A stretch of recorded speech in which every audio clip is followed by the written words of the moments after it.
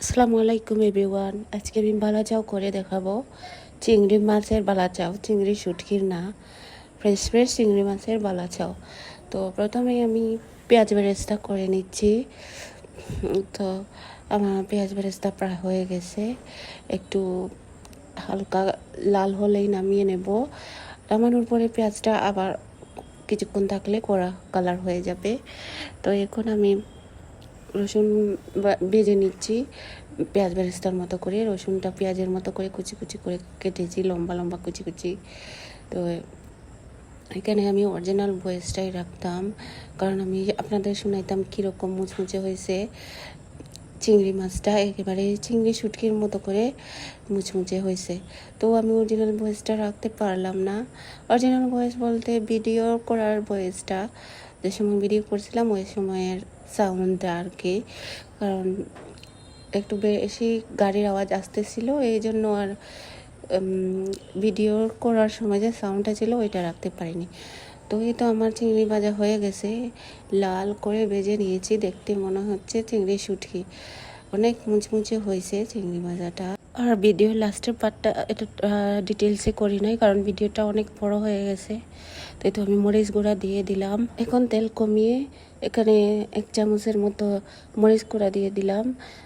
মরিচ গুঁড়া দেওয়ার আগে লবণ দিতে হয়, যেহেতু আমি চিংড়িটা লবণ দিয়ে ভেজেছি এই জন্য লবণ দিই নাই। আর আমি এখানে দেখাইতেছিলাম কীরকম মচমচে হয়েছে, হাত দিয়ে আঙুল দিয়ে প্রেস করে করে। আর ওটার সাউন্ডটা খুব সুন্দর আসতেছিল, কিন্তু পারলাম না রাখতে।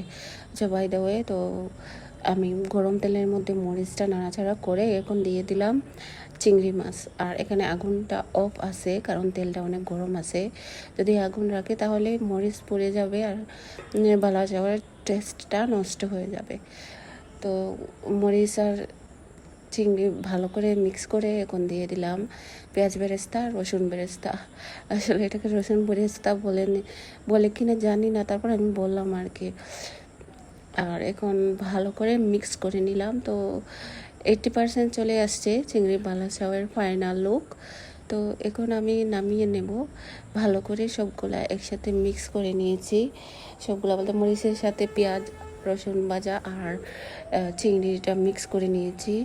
আর এখন কিছু কিছু গাড়ির আওয়াজ শুনতে পারবেন আপনারা, কিছু করার নাই। বাই দ্য ওয়ে, এখন দিয়ে দিলাম চিলি ফ্লেক্স। তো আমার এগুলা রেডি করা ছিল, তো আমি এগুলো দিয়ে দিলাম। তো আপনারা চাইলে এভাবে স্টক করে রাখতে পারেন। আমি যেহেতু সাথে সাথে খেয়ে ফেলবো, এই জন্য ধনেপাতা কুচি দিয়ে ভালো করে মাখিয়ে নেব। আর এখানে শসা কুচি আর টমেটো কুচি দেব, আর কাঁচা পেঁয়াজ কুচি। আমি মানে ভালো করে মাখাতে পারতেছি না, অনেক গরম। আর লাস্টের ওই সব ডিটেলসে দিতে পারলাম না। শসা কুচি এগুলো দিয়ে মাখাইছি, এগুলো ডিটেলসে দিলাম না, কারণ ভিডিওটা একটু বড় হয়ে গেছে। তো এই তো আমি লাস্টের কাজটা শুরু করছি, এটা একটু তুলে রাখলাম আর কি।